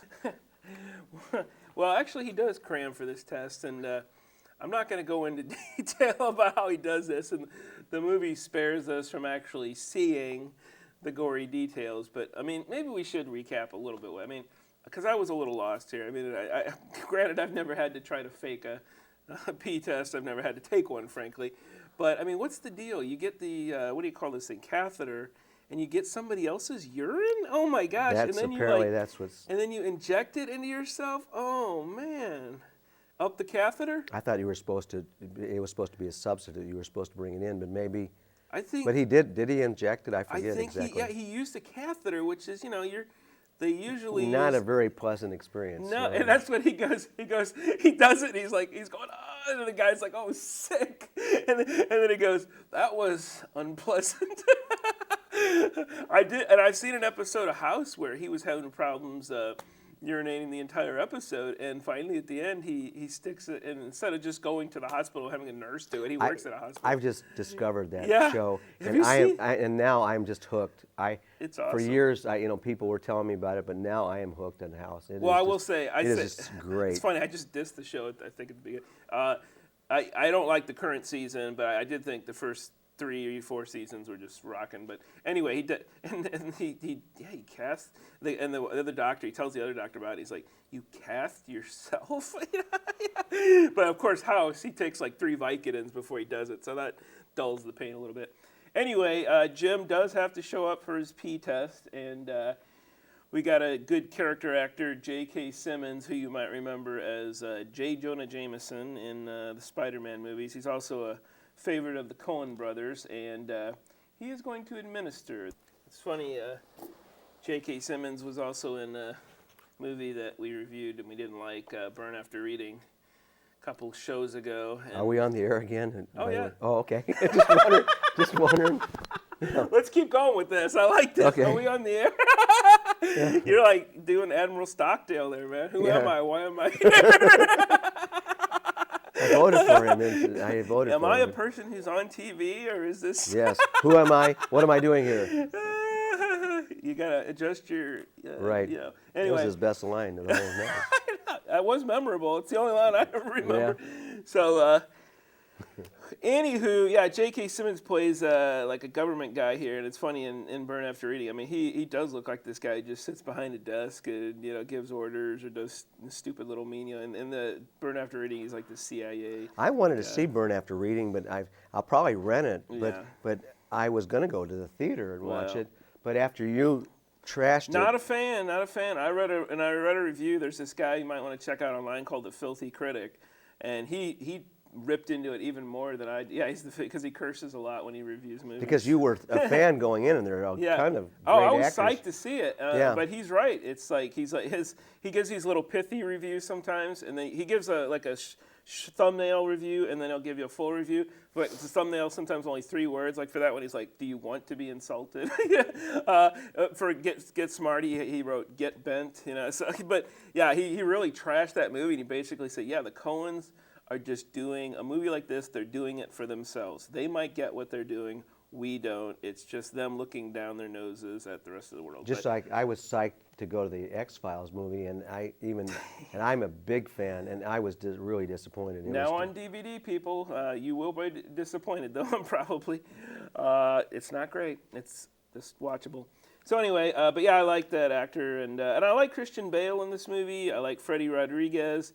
And I just like the performances. I know there's not a whole lot happening here except 2 guys being weird, stupid, incompetent crooks. I just couldn't find one character that I liked. They were just basically being stupid. Oh, party on, man! Let's go. Hey, that's dude. Not a very good South Central accent. Yeah, and it's just, and that was as much in depth as they got. And I just, I've known some people like this, and I just basically try to avoid them. So that's why there wasn't one character that I particularly liked. Now, you didn't mention Eva Longoria is in the movie from Desperate Housewives. I'm a fan of that, and she plays her. She just, she's kind of just, nothing to do is right, but of course she was dealing with somebody who was an idiot. Right. So. She's got a thankless job as you got to have a female character in these movies, so it's just some kind of stereotype of somebody who's a long-suffering wife with a jerk of a husband. Anyway, I will say, at least though, one thing we can tell the viewers, it's not all just going around taking pee tests. There is an occasional burst of the good old ultra-violence that I appreciate. There isn't a whole lot of humor, and I guess I have a weakness for I want some humor, and they're all humor impaired is what I would say. I did laugh at the one scene where he was tweaking him about, did you get aroused when you would kill people or something? He's like, oh, just shut up. Anyway, let's show him a little bit of what I mean about the kind of the unpredictable violence that kind of erupts when you're in the hood in this next clip. He says something like, "Mataste a un flor." But the weird thing is when you try to look up something online, you just go like word by word. It doesn't make any sense. I was like, "Mataste, kill." Okay, flower, floor, flower. I'm like, what? Flower killing? And anyway, I listened to director's commentary. He said it means you killed a flower. So he's like, we didn't really give the whole story to why this guy killed this other guy, but he imagined, the director said, it's probably like, that this dude was a pimp and he turned his daughter out or something like that. So anyway, a little backstory on why that dude just killed somebody. And Spanish for the day. So the other thing I would finally say that I'm sort of interested in about the movie, and I'll grant you, I do think a lot of people would see that these are just unlikable characters. They're screw-ups. That's part of the genre, but usually, like you're right, John Travolta is a screw-up in Pulp Fiction, but you sort of find some humanity in him and to like about him because he does his little dance on the thing. That dance is right. Princess Di was at Reagan at some kind of a dance that in the Reagan administration, and she asked to dance with John Travolta. That is her. He made that much of an impression. Well, that's become a signature ever since, I guess, Saturday Night Fever, a signature thing of usually dancing in a movie. But I think for me, that's the most. Sometimes I find him annoying, but he is one good dancer. He just seems to do it with style, sort of like, well, he wasn't Fred Astaire, but he was still, yeah, that was a great scene, and so you're right. They make more of an attempt, even if Pulp Fiction's not exactly a heartwarming story either. They make an attempt to humanize the characters here. Here, they're really the one sort of thing they do a little bit to humanize the Christian Bale character, Jim, is that they do give him a woman that he does ultimately love and would like to be with, but then that turns out to be pretty horrible too. I won't blow exactly what happens with it, but he's just not a nice guy. And you could ask the question, is it war that turned him into this? I read one critic that said the story clearly establishes that he was always this jerk, and it wasn't that he got turned into that when he went to Afghanistan or anything like that. It wasn't total. I only looked at my watch a couple times, so it wasn't. It could have been worse. If you're into kind of like street atmosphere, I was interested in some of the language they use, and it might seem unrealistic that a white guy and this other guy, they're going around calling each other. They're using like hip hop slang. Like, hey, dog. I hear a lot of that because I have teenage. So I have a lot of white kids are using it nowadays, right. And they say laters. I never heard that one before. But anyway, I am going to give this movie, I think, 2. Do you need a half from me? I just broke a half. And a half, okay. And this, half pop kernels. I'm sorry, this just gets a half. Oh, dang, that's pretty brutal. I just didn't. I think that was even less. You gave flannel pajamas. No, I gave flannel pajamas a half as well. All right, dude. Well, oh, actually, maybe I should have made it 3/4 because flannel pajamas was actually worse. I will say that. So. Pick up that kernel. No, I'm kidding. Here. This all right, okay. Here's another quarter of a kernel there. Yeah, so it's 3/4 of a kernel. We've got to have the rigorous. I'm a mathematician. We deal in small, or not a mathematician. I'm an economist. So we deal in small increments. Where's Skyler when you need a little? Yes, at the margin. Well, when we come back, what's the title of your movie again? Big Nothing. Big Nothing. It isn't the Big Nothing. So it's if you Big Nothing, because if you try to get somebody to look it up, they won't find it. So it's Big Nothing. Okay. Well, we're going to take a little break here, and when we come back, a look at the DVD, Big Nothing.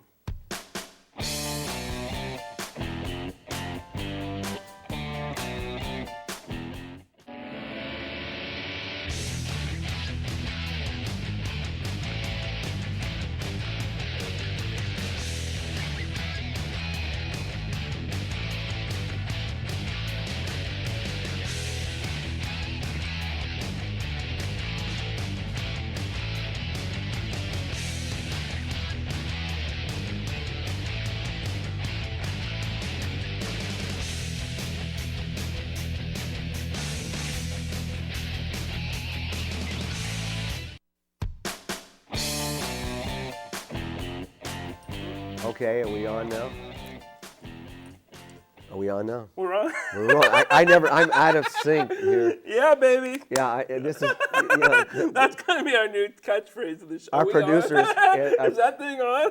Our producer just covered his eyes and how unprofessional these people. They do not even know. Well, this movie is Big Nothing, not The Big Nothing.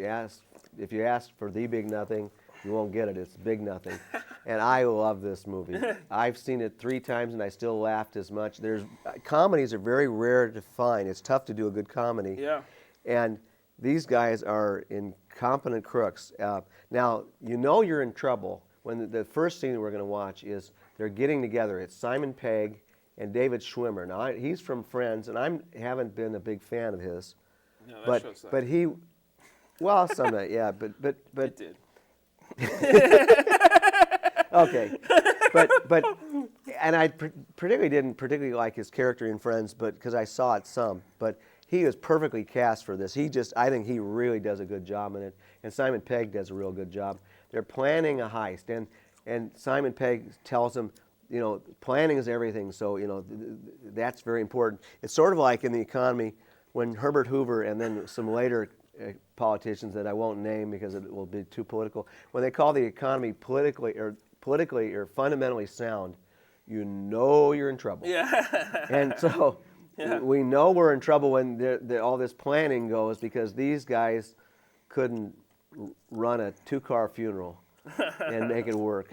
And but and there are all these twists that I guess if you are one that thinks about it and looks for all these twists, so I'm going to try not to reveal too much of it. Some of it we have to because in one of the clips we had, but I mean this was just really hilarious. I thought I really liked this movie.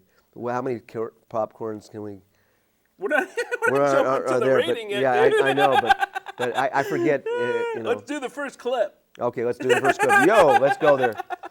Yeah. Okay. So they plan this, and all of a sudden that things are fouling up because they have a third character in, and the actress is Alice Eve, and she comes across as ditzy. She's attractive. She's very perky. She's a character, but she's wiser than you think. She knows what she's doing. So there's all that in there. She really reminds me, she reminds me of a character in Northern Exposure, which is a show I really liked. Who was worked at the bar. Barry Corbin. Yeah, and she's real spunky and is a real character, and almost cheerleader type, but she's also really knows what she's doing to an extent, more than maybe some of the other people. But so they're all three bumbling along and creating this crime scene, and things go awry, as we're going to find out. But that's one thing she reminded me of. And I wish we'd see more of Alice Eve. I think she did a heck of a job. Yeah. And Schwimmer was great, and Simon Pegg is really good. I like him. Yeah. So anyway, let's see the next clip. Slightly more pressing matter to tackle first. When I was at the video store with my son, and Back in the day. It was a Monday night. The place I go, it's a mom and pop store. I like to go to those places, and they have dollar night on Monday. And in DeSoto. In DeSoto. And we pick out a movie by Morgan Freeman and somebody else and I like Morgan Freeman films, and I like whoever else it was. I liked him as well. Oh, I know what you're talking about. And so and then as a throwaway, it was $1.09. So I said, well, what the heck? Well, let's get another one, because my son said, well, and a lot of the things he likes, I don't like Adam Sandler films. Sorry, general public. In general, there have been a few, but generally, and Will Ferrell, I could mostly do without as well, though some people love him. But so we picked this, and I think, oh, this is going to be a turkey, but what the heck? It's $1. I'll get it. And so we go through the one, and it's, but we have some time, and so we watch this, and we just are rolling in the aisles. Now, this clip does reveal one of the ways of how things have gone awry. I don't want to. I'd show more clips, but I'd spoil it even more. So we've spoiled it enough. But here's a way. I mean, obviously their alibi. Well, you find out that the alibi, and that was what David Schwimmer was supposed to do, fell through, because he was supposed to, say that their car had broken down and they were going to be at, and they were at a place where the guy couldn't see them. And it turns out David Schwimmer goes in the bar, and he's sitting next to the guy who closed his gas station down, and that was their alibi. And then he goes into the house to tell Simon Pegg that, okay, things have messed up. And he sees this body. And so he figures he's dead, and it turns out, as you can see from the clip, that he's not. And so he decides to drag his body, and it's around Christmas time, and he puts the gnome or whatever, and he puts him in the sewage. He's been drowning in manure and breathing that. So so all of a sudden it's turned into murder. It was just supposed to be a heist of a crime against somebody who was not a nice person. There are a lot of the characters that you would think would be nice, like the Reverend, are not so nice people. When you deal with snuff films, that's not, not the nicest thing you can not the nicest thing you can do. And so, it's just one thing after another, and David Schwimmer is married to a cop, and so she's pretty has a moral high ground, and even she slips a little bit. Yeah. And what can I say? I just really I laughed I doubled over a lot of times. I've seen it 3 times, and it still makes me laugh. And it's really hard to do a comedy. There are very few comedies that I see in a year that are worthwhile. So here's my question. Yes. Do we have another clip? I don't know. Do we? I don't think we do. I think we do. We do. Yeah. Let's take a look. Okay, but well, I hope I haven't spoiled it. We don't? Oh, never mind. Never. Like we'll do an Emily Littella. You didn't have 3 clips? No. Well, I pieced 2 together. It was like Emily Littella. My bad. From Saturday Night Live, where and she would go on this rant about. This is our best show ever. Yes. All right. So and then he'd tell her, no, we were talking about something different. She was hard of hearing, and so she'd go, never mind. Let's skip to the popped kernels. Okay. How many are you going to give it? Well, how many can I give it? 4? 4's the max. Oh, 1, 2, 3, 4. I mean, if I've seen a film. Okay. Well, we haven't heard what you said about the movie. I'm gonna give it. I still think I go by TV Guide system. 2 is still fair, and for me it was fair. I enjoyed the rental. Tell me why you thought it was fair before we throw the popcorn out.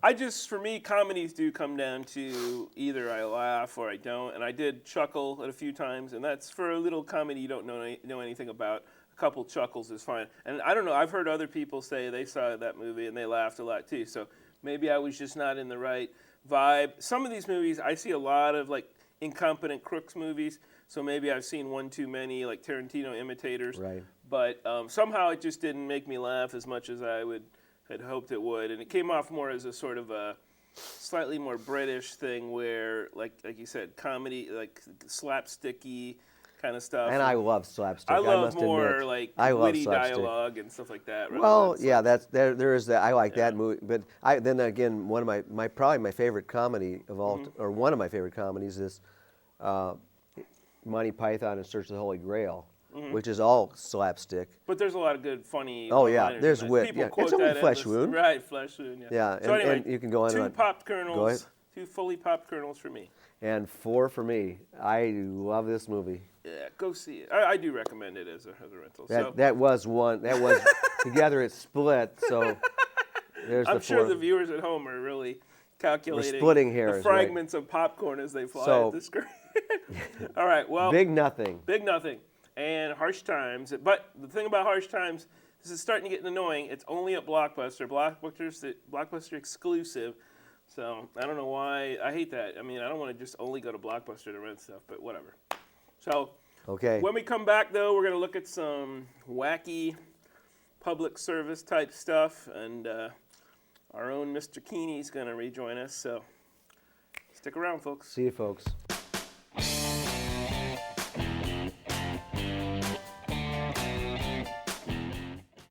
The teacher's doors are always open. Faculty commitment. What I like the best is just the overall enthusiasm that the teachers have. The faculty understands our students. Jefferson College has a very comprehensive education. Just being part of Jefferson College is like my second family. Top quality education. I'm Rachel Schrage. I'm Jose Solorian. I'm Della Selman. I'm Shayna Payton, and I discovered my future at Jefferson College.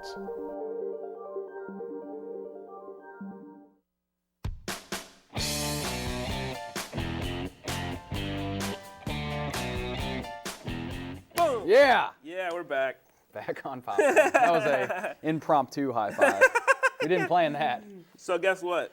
What? Skyler Ross bequeathed to me, or bequoth, I can't. I think it's bequeathed. Like 50 of those. Remember when we used to look at old? Remember last year when we used to look at old cheesy horror movies and such? He gave me this like 50 movie collection. I don't know, it's on like 9 or 10 DVDs. So I can like go through that over Christmas, and maybe we'll get back to looking at some old horror or sci-fi if we get bored of the Perlinger stuff. I think we should. I'm getting a little.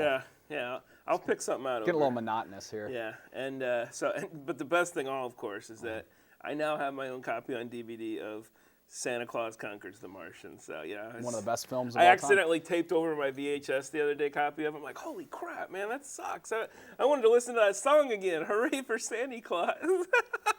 Get me in the mood. Dropping popcorn. Dropping popcorn. I saw Skyler this morning, and he said he might come back to the show. Really?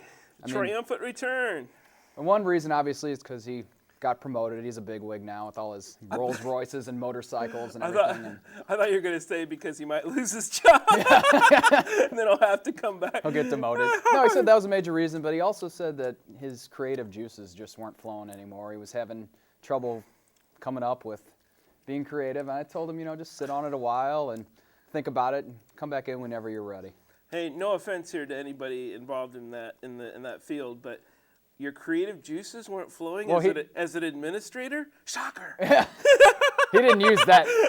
He didn't use those particular terms. Okay. That's my assessment. Okay. That was the sentiment, the general sentiment he expressed. So we hope to have him back sometime. All right.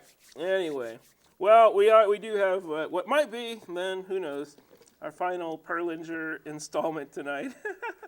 I think the mental hospital might kill it. But I think so. That's just depressing. Although I did see one that it was way long. It was like a 50-minute clip last night before I inexplicably couldn't even access the site anymore. Mm-hmm. And it was called Sex Madness. Is that a great title? Yeah. And guess what, dude? It was a 50-minute thing about syphilis. Oh my God. We are not showing that. Yeah, I don't think we will. It's, for one thing, if it was 10 minutes, I'd say, okay, but 50 minutes about syphilis? I mean, what is there to say that's that long? I mean, they do this whole narrative about how this guy goes down the wrong track and this girl goes down the wrong track, and then they both end up with syphilis or something. Anyway, I guess you have gone down the wrong track. Anyway, well, but first, something a little more lighthearted, right? Yeah, it's the holiday season. Santa Claus has arrived at all the malls around the country. Him and his helpers. In the hallway. Oh yeah, he was just on campus the other day. Santa and all his helpers. His helpers. Like helpers. Air quotes made it sound like maybe right. they were shifty or something. All the kids out there though, wouldn't they love to take a trip to the North Pole to visit Santa? Who wouldn't? Of course. And in this nice little piece here, we will see some excellent acting. Pay attention to the acting. The actor who plays Santa, one of the best I've ever seen, I think. Oh, yeah. The editing is superb. And it's just great. So I guess let's take a look. Visiting Santa Claus, folks. All right, let's check it out.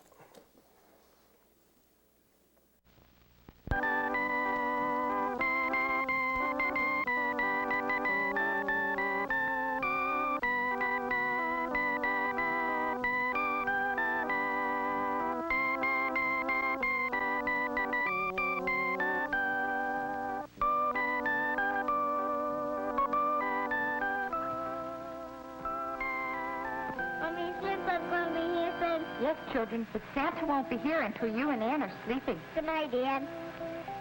Good night, good Mommy and Daddy. Mommy, say good night to Daddy for me.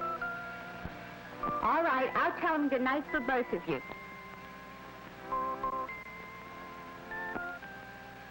Mommy, can I have a drink of water? You've had a drink already. Now, children, it's time to go to sleep.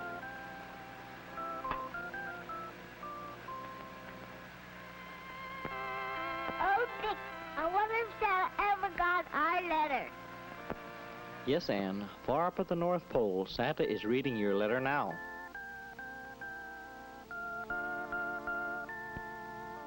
Santa. Santa and his cool bachelor pad. And his notes from the asylum, apparently.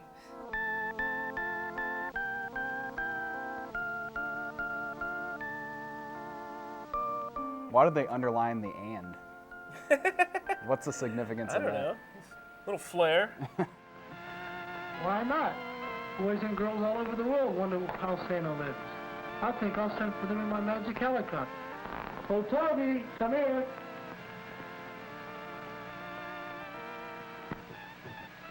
What do you want, Santa? Toby, take my magic helicopter and bring the two children here to visit me. Mind you must hurry, for my time is short before I make the long Christmas Eve trip. Your words are my command, Santa.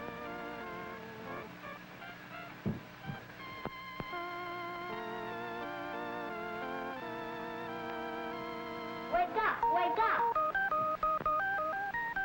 Santa sent me here to take you to the North Pole. Hurry up and get dressed, and we will fly to Santa. It's just a short hop in the magic helicopter. There it is. Santa's castle at the North Pole. Hold tight, kids. We're coming in for a snowy landing. So did the chopper crash? I don't... That's what it looked like to me. Rough landing. And see the busy elves hurrying to and fro.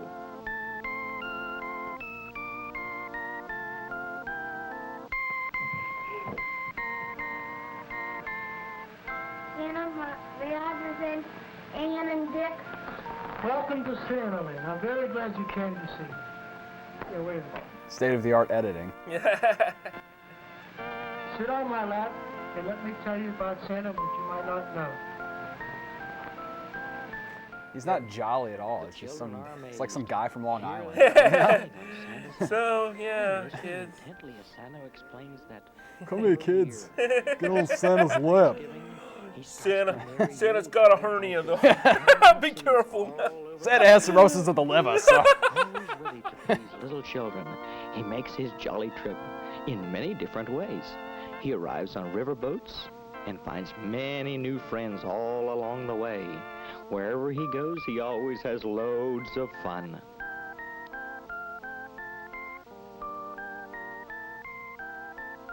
Oh yes, in many towns, the marching bands turn out and step lively to the Merry Christmas tunes.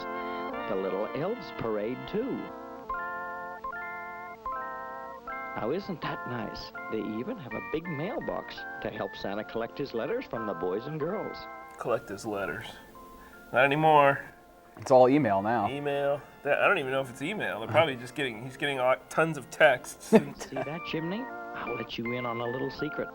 Santa almost didn't fit in it, and Mrs. Santa Claus has informed him that he must stop eating so much.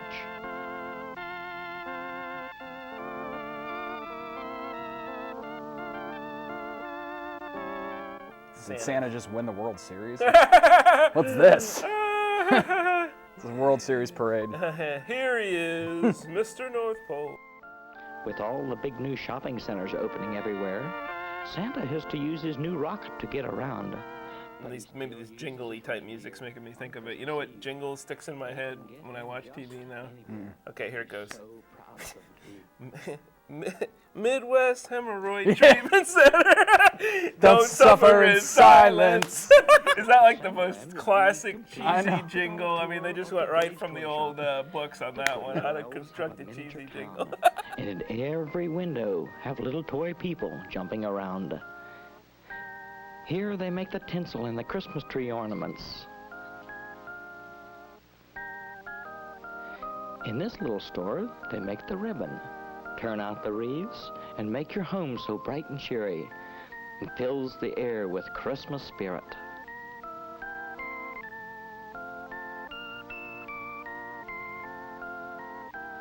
Here are the little girls. Dolls are dressed with fine and fancy stitch. And oh yes, baby brother is quite a helper too.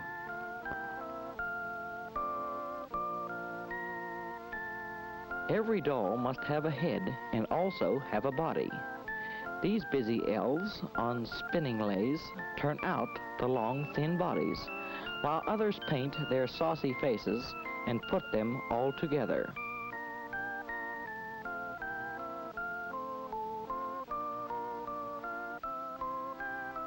Hard-working elves and Santa too like pies and cakes and cookies. This little store delights in making all those yum-yum goodies.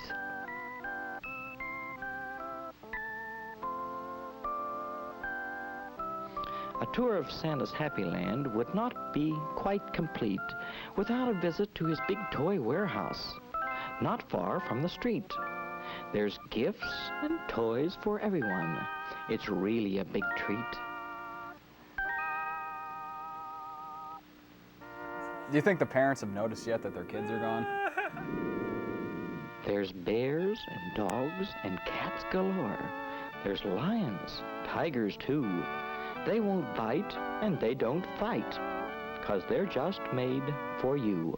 If Santa starts going, you better watch out. You better watch out. You better not shout. You wind them up. You turn them on, those funny little toys. The monkey drums and drums and drums, and he never does get tired. Our old mother bear, she scrubs and rubs. While Junior telephones, he'd rather talk the whole day through than do a lick of work.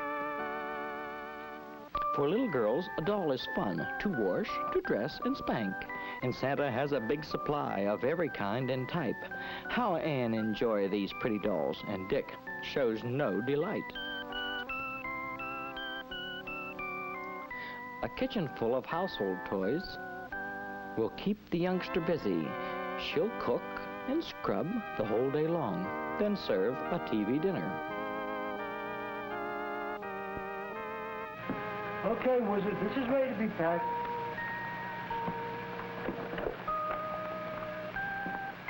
All children like to make some noise, and Santa says it's music.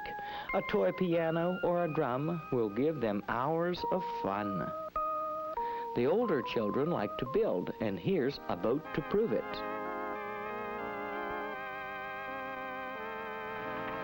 Time's up, children.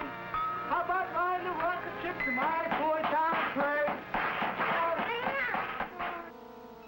For Dick and Ann, their visit's almost over, but Santa saved his pride and joy till last. We'll take his rocket to the Super Toy Town trains.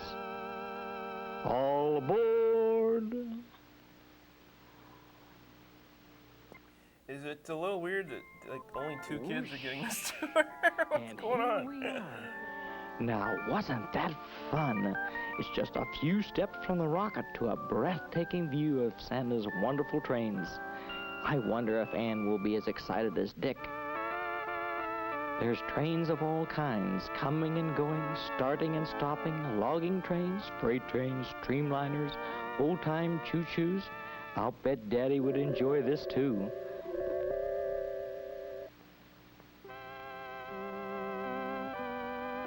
Look at that village. There must be a whole town of toy houses.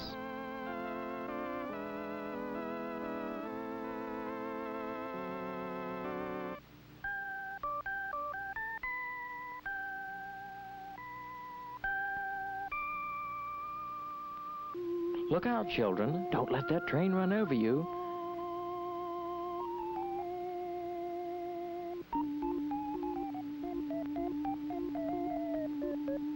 And look, a toy circus with sideshows and a big 3-ring circus tent. Did you ever see such a wonderful show? Look at that circus parade.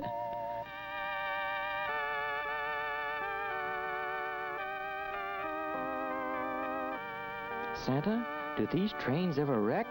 They do? Gosh, that's fun. Oh, no wrecks today. This is loads of fun. We could watch them for hours.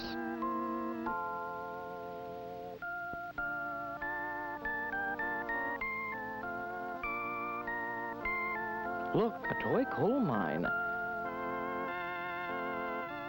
Do we really have to leave, Santa? It's time to go back home.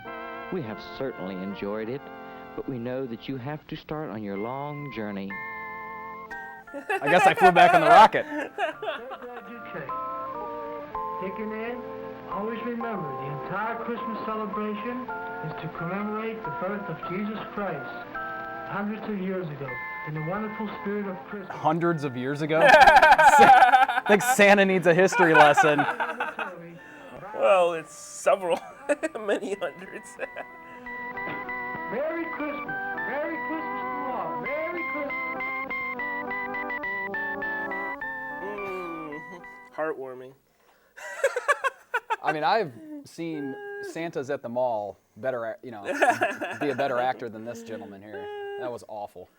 Yeah, you're better off probably renting something like Bad Santa. If you want to get a good, I think also that was basically, it seemed like that was just a big commercial, really. I think disguised as, I mean, you see these things now, they're news stories, and most news stations a good news station would, give a disclaimer that, like, they who do makes that on the regular news? Like Fox 2's been criticized for that. They'll show us what is disguised to be a news story, but really it's like a video news release. And, they go through, I mean, I guess it's information people could want. I just saw one the other day about toy prices and things like that, where you can get the best deals, the economy's bad, where you can get the best deals on toys. Now, I mean, granted, that is information that a lot of people would want to know, but No. I think it's really more of an advertisement during their newscasts. So I could have envisioned this back in the 50s being that same kind of thing. I mean, it just seemed that way. Well, They're going through the toy shop and they're Right. pointing out all these different great toys for the kids.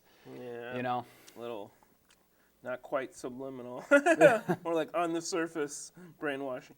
Yeah, though, like newspapers have those little articles sometimes that are just like, you know, they're really just advertisements for some house to buy or something. Right. But it looks like it's in the format of a regular article or something. Yeah, and they usually put a little something at the top, paid advertisement, Right. something of that nature. So. But that brings up one thing I forgot to mention.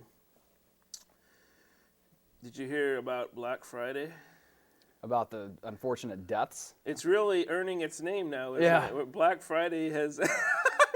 Got people getting trampled, people killing shooting each people other. for a flat screen TV. Yeah. Well, I heard that like one or two of them were like gang related, which I guess it's just then arbitrary. It could have happened at any time, right? I mean, it just happened to be that they were standing in line for a toy and somebody did a drive-by or something. But in one case, it was definitely a guy, like he was a greeter at Walmart, and he got trampled by people going in to get their flat screens or whatever. I'm Right. like, people, not that important. You know what I mean?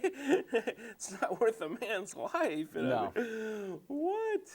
What is this world coming I guess it's surprising that it hasn't happened. I've never heard about that happening before. You'd think with the crazy frenzy of people rushing around and everything that would have happened. It probably has, and maybe just didn't know about it, but that's bizarre. Yeah, no, it's awful. So anyway.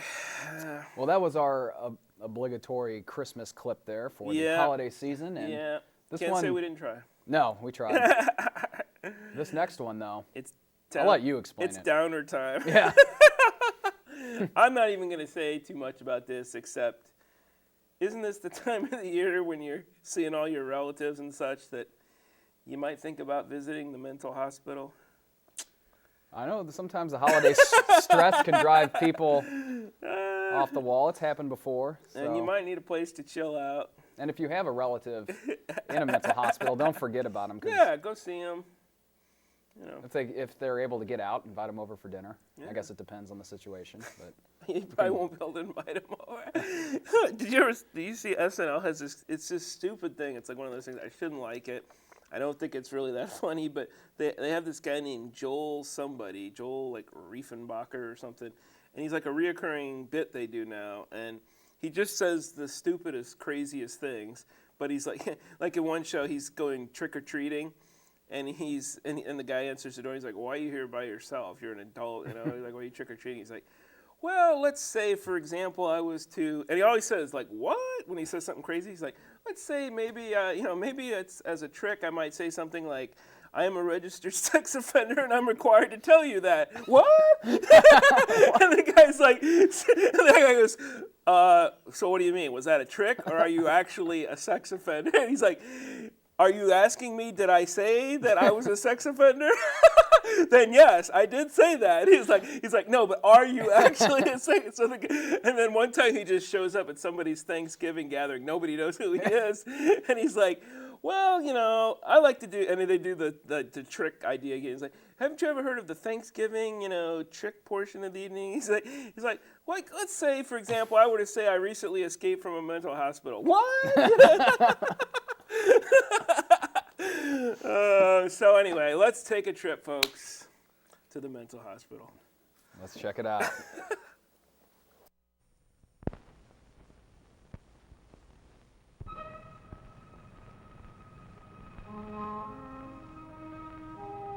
Christmas time, the holidays. Is this the way they end for me here in this place? A mental hospital, they call it. That's a fancy name, that is, but I know a better. The bug house. A place where they'll lock you up and then throw away the key. And now they've got me, too. Me, Fred Clanton. Fred Clanton, Fred Clanton. Is that really my name? Oh, everything's so mixed up. These grounds, these buildings, they're all so dark. Everything's dark, even the sky. I'll never get out. That George, he's turned them all against me. Even Betty. They keep talking about me. Why won't they let me alone?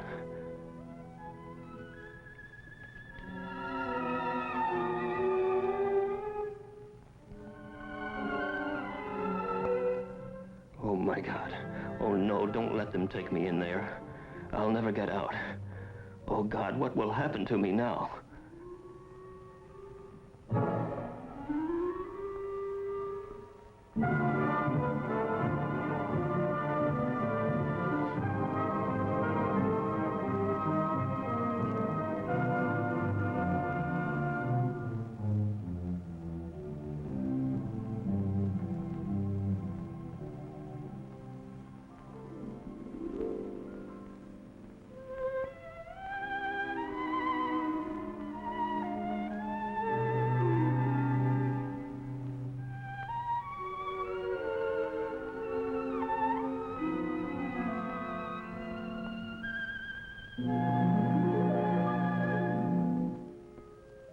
What will happen to Fred now?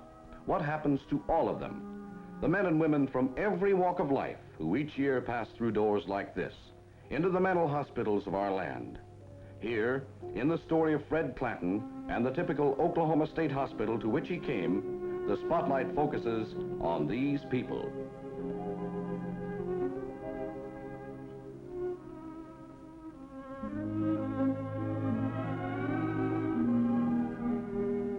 Many patients are old, and often theirs is a tragedy of hospitals such as this. The tragedy of fathers and mothers too old to work, rejected by their own children, classed as senile and committed to mental hospitals because there's nowhere else for them to go. Yet, given proper care, they can still adjust, make new friends to ease the passing of years.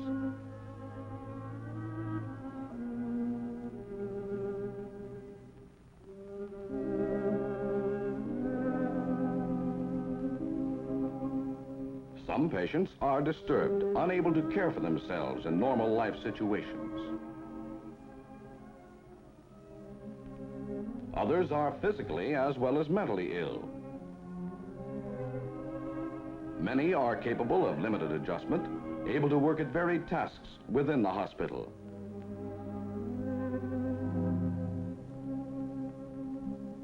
There's the veteran returned from years of service overseas. The farmer who had never set foot outside his home county till he came here. Deterioration, chronic conditions limit hope for some. Others may go home tomorrow.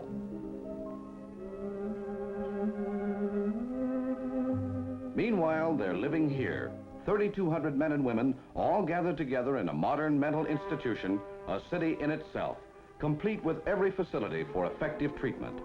Though shortages in hospital personnel do exist, patients are secure and comfortable, and most of them are happy. For while mere custodial care can never be enough, a favorable environment and human comforts are essential in any therapeutic system.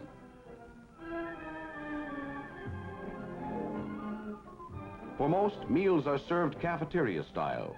Food is plentiful and good, an investment in patient health. Just baking the bread for 3,000 people is a man-sized job. Above all, though, these kitchen chores offer patients work, the therapy of busy hands. The laundry, more chances for patients to focus on specific realities outside themselves. First step along the road that leads to recovery and release. The patients tell you the power plant smokestack is 525 feet tall. They seem to take a personal pride in it, maybe because power is so important here. The sick must have heat and light, there's water to be pumped, and food cooked, and laundry washed. I like how we're getting the whole inner workings of the, like, do we really care how the place runs? I mean, we assume, yes, there's electricity and... Patients must be housed, and today's new hospital buildings center on human needs and comfort. Whether they provide living quarters or treatment facilities, whether they're for convalescents, older people, the tubercular, veterans, or occupational therapy. Tubercular? Tubercular. That's not mental. A long-range integrated plan to improve. You have lung cancer. Throw you in the mental hospital. What? Time to go to the mental hospital.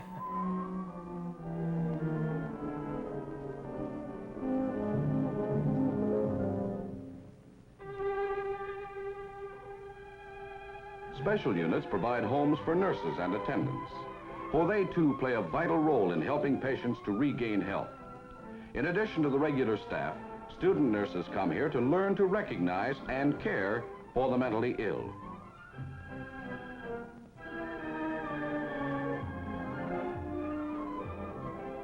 There are lakes for fishing. The hospital farm cuts operating costs, provides fresh truck and dairy products, and the familiar scenes, the work, help make patients from rural areas feel at home.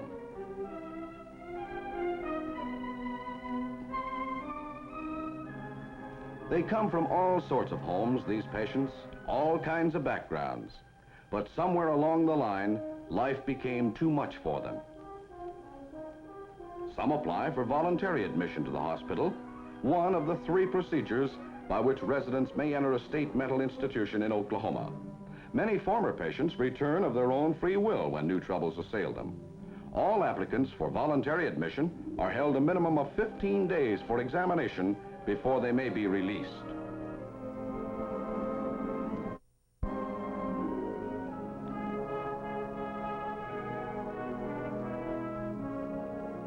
Other patients are certified for admission by 2 competent medical examiners. This is the second method by which patients enter the hospital under the terms of Oklahoma's mental health law.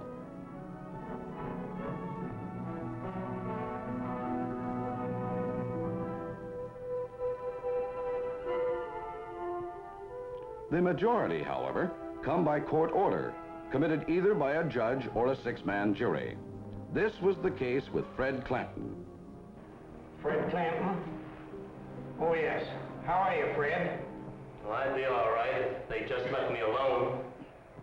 Well, why don't you tell me about it? You can't fool me. I know you're in with them, too. Fred, I'm going to send you to the hospital. And if you will cooperate with those doctors, I think they'll be able to do you some good.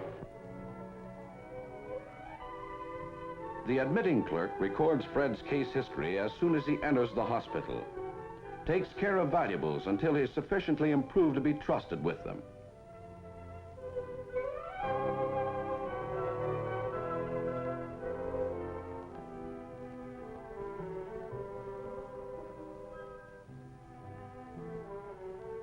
Escorted to the receiving ward by an attendant, he's bathed and outfitted.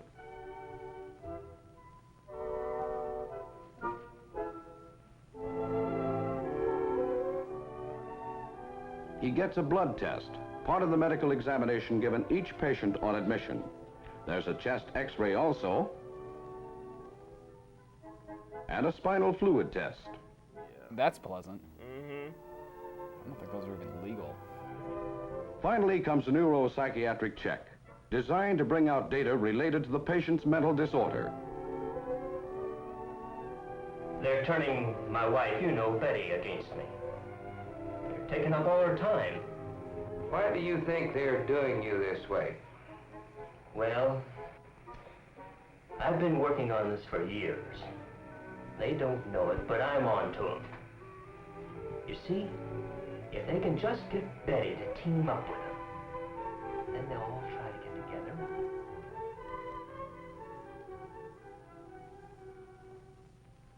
A clinical psychologist gives Fred a variety of specialized tests in order to make possible a more accurate evaluation of his total personality.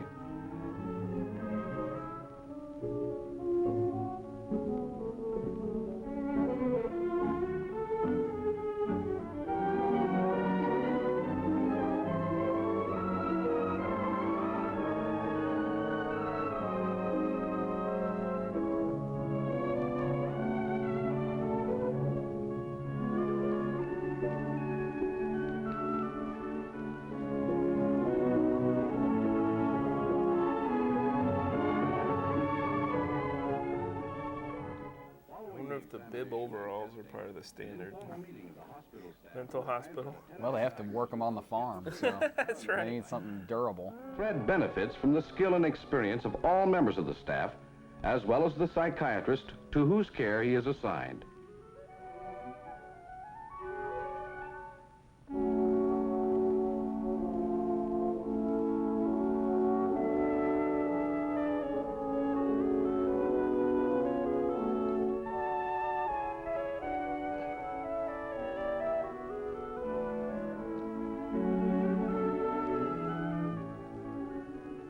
diagnosis and staff approval completed, the patient is transferred to a treatment ward for therapy.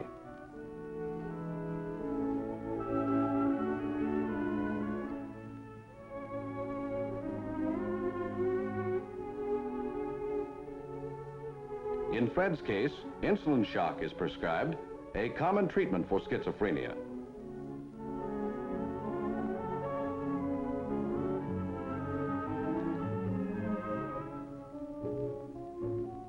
Electroshock therapy may be recommended for other disorders.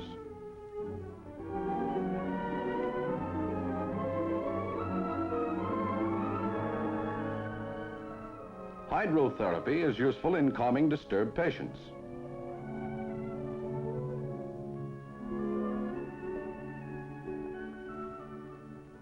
So are sedative packs.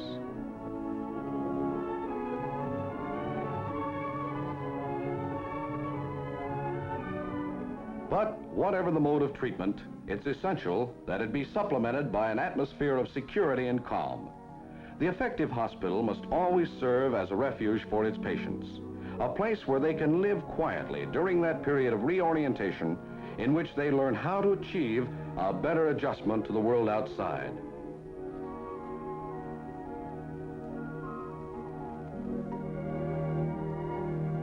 Degree of adjustment, the level of orientation, varies sharply from patient to patient. Some show a complete loss of contact with reality, dark shadows across disordered minds. In other wards are light and life, a return from private worlds to the here and now.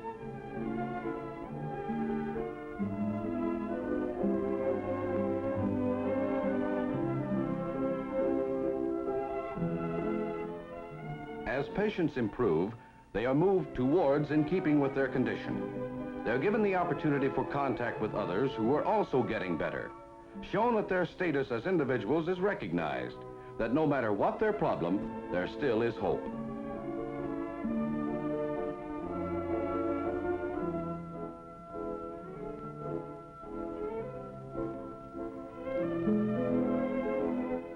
In Fred's case, insulin therapy brought relatively quick improvement. Close linked with it, helping further, was personal follow-up attention by the psychiatrist directing his treatment and care.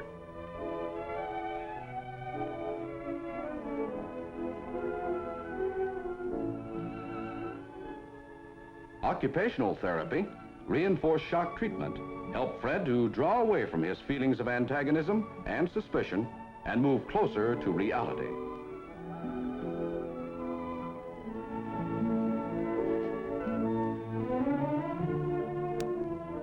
Boredom is always an enemy of the mentally ill.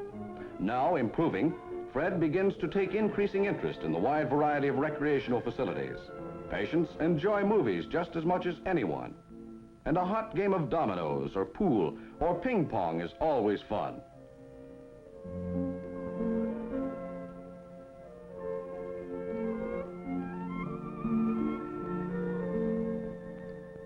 The sewing room's popular, and a permanent wave may serve as a milestone of self-respect for many women in spite of the bubble gum.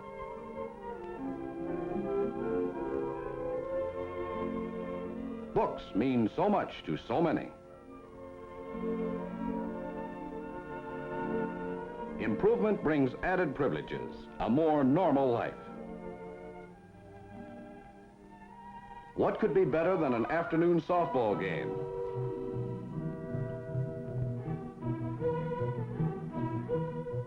Friday dances give Fred a chance for contact with women on a social plane, help to spark his dormant pride.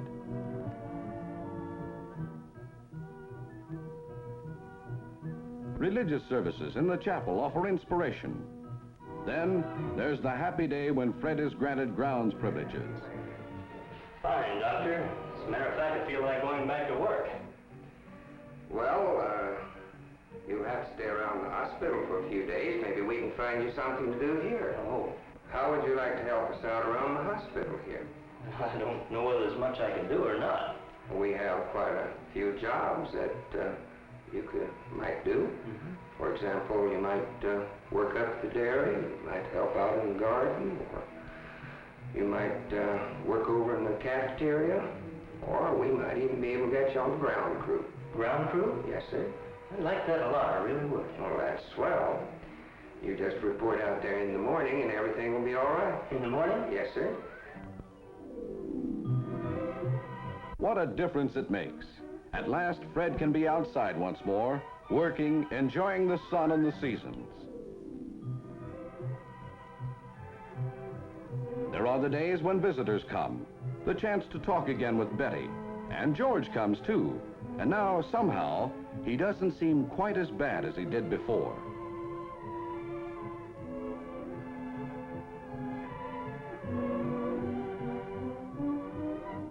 It's not too long till the psychiatrist decides that Fred can try it for a while at home.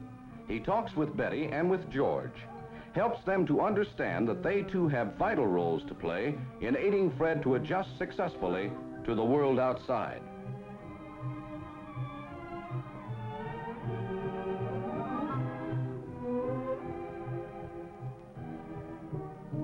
Then the words pass to the switchboard to call Fred in.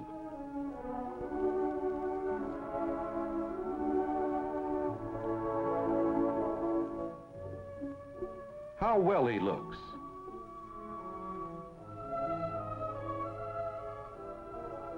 A cigarette from the doctor. And Fred's hand is steady.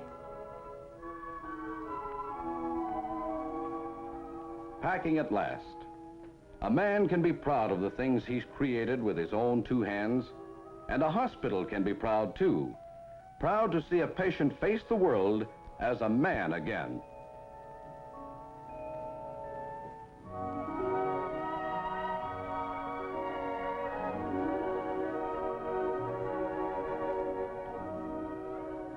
So this is it. Today I'm going home. 6 months it's taken. If I'd come here sooner, I might have been out in 3.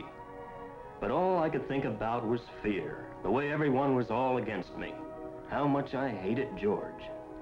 How wrong I was. Or no, not wrong, sick. And now that I'm well again, I can't help feeling just a little sad. The way you always do when you leave a place where you've lived, learned, and grown. But I am well, and I know it. I'm able to face the world again. My own hometown. I suppose there'll be some folks who'll stare and talk and sneer. But no matter what they say or do, one thing I know. These people here, this place and time, have given my life back to me.